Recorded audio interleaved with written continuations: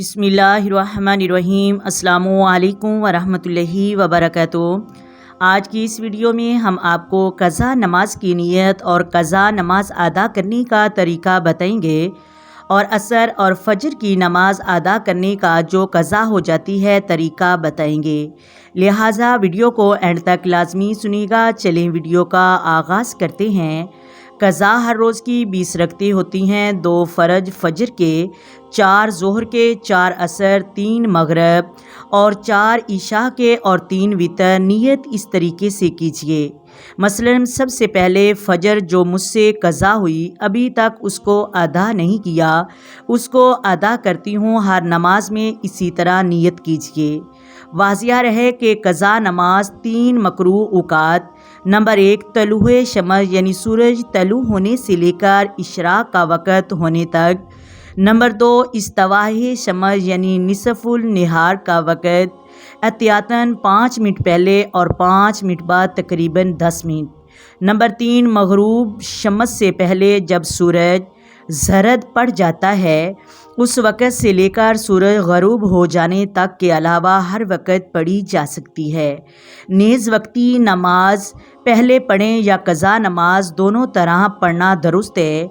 अलबत्ता असर और फजर की नमाज के बाद और सुबह सादिक के बाद फजर की नमाज से पहले लोगों के सामने क़ज़ा नमाज नहीं पढ़नी चाहिए। मोहतरम नाजरीन, अगर इन औक़ात में क़ज़ा नमाज पढ़नी हो तो ऐसी जगह पढ़े यहाँ लोग ना देखें, इसलिए कि इन औक़ात में नवाफिल नमाज अदा करना मना है और क़ज़ा नमाज पढ़ने से अपनी पर्दादारी लाज़िम आती है। मोहतरम नाजरीन, एक दिन एक वक़्त में कई क़ज़ा नमाज़ें पढ़ी जा सकती हैं। जितनी नमाज़ें क़ज़ा हो चुकी हैं इन्हें जल्द जल्द अदा कर लेना चाहिए। बाकी जितना आपकी वुस्त में हो एक वक़्त में क़ज़ा नमाज़ें पढ़ सकती हैं। लेकिन ये बात याद रहे कि जब हमने औक़ात आपको बताए हैं औक़ाते मकरूहा इनमें नमाज अदा ना करें ताकि पर्देदारी लाजमी रहे।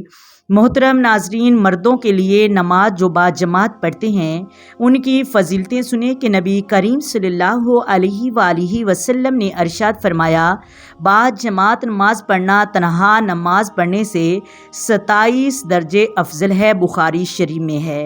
एक रवायत में है कि हज़ूर नबी करीम सल्लल्लाहु अलैहि वसल्लम ने अरशाद फरमाया, आदमी की बाजमात नमाज उसके घर और बाज़ार में नमाज पढ़ने से 50 गुना ज़्यादा है।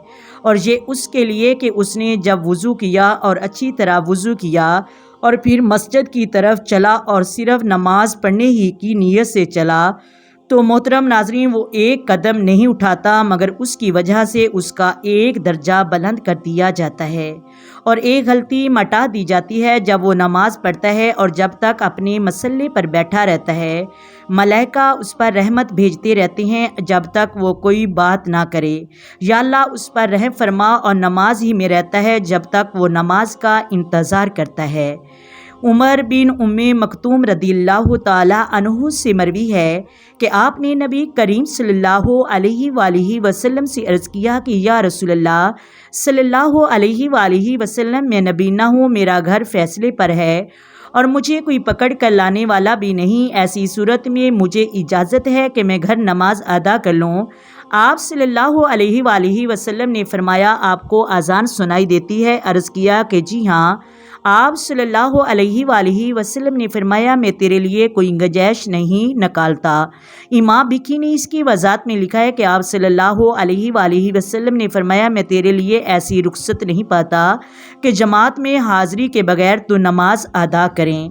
हज़ूर नबी करीम सल्लल्लाहु अलैहि वसल्लम ने इरशाद फरमाया, एक शख्स के साथ नमाज पढ़ना अकेले नमाज पढ़ने से ज़्यादा पाकीज़ा है और इसका 2 के साथ नमाज अदा करना 1 के साथ अदा करने से ज़्यादा पाकीज़ा है और जितनी कसरत हो उस कदर अल्लाह ताला की बारगाह में पसंदीदा है।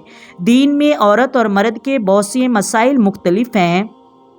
اسی وجہ سے ہے کہ اللہ تعالیٰ نے دونوں کی تخلیق میں نمایاں فرق رکھا ہے۔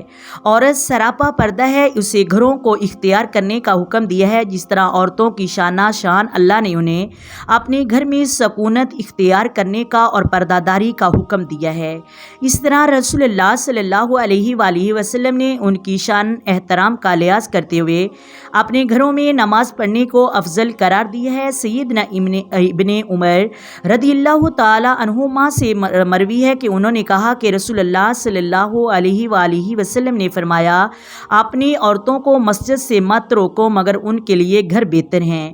اس کا مطلب یہ ہوا کہ مرد کو مسجد میں باجماعت نماز ادا کرنے سے جو فضیلتیں ملتی ہیں وہی فضیلتیں عورت کو اپنے گھر میں نماز پڑھنے سے مل رہی ہیں۔ عورت پہ مسجد جانا لازم نہیں اور نہ ہی جماعت میں نماز پڑھانا واجب ہے۔ ہاں، یہ مسئلہ اپنی جگہ مسلم ہے کہ عورت 5 وقت اور جمعہ کی نماز مردوں کے ساتھ مسجد میں جس طرح خواتین اسلامی عہد میں رسول اللہ صلی اللہ علیہ وآلہ وسلم کے پیچھے ادا کرتی تھی، اس طرح آج بھی ادا کر سکتی ہیں۔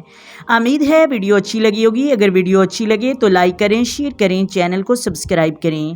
آئے مل کر درود پاک پڑھتے ہیں۔ صلاۃ والسلام علیک یا سیدی یا رسول اللہ، صلاۃ والسلام علیک یا سیدی یا حبیب اللہ، الصلاۃ والسلام علیک یا سیدی یا نبی اللہ وعلی آلک وصحبک یا سیدی یا محمد رسول اللہ۔ محترم ناظرین، اللہ حافظ۔